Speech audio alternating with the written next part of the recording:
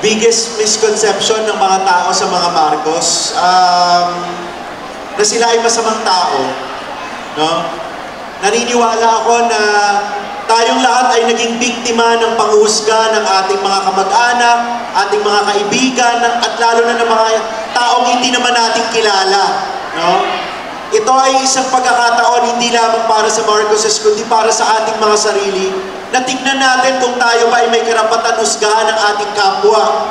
Tayo ba ay may karapatang makaranas ng panghusga mula din sa kanila. Ang pelikulang ito ay testamento na walang taong likas na masama at laging hindi nagtatagumpay ang kasamaan laban sa kabutihan. Yun lang.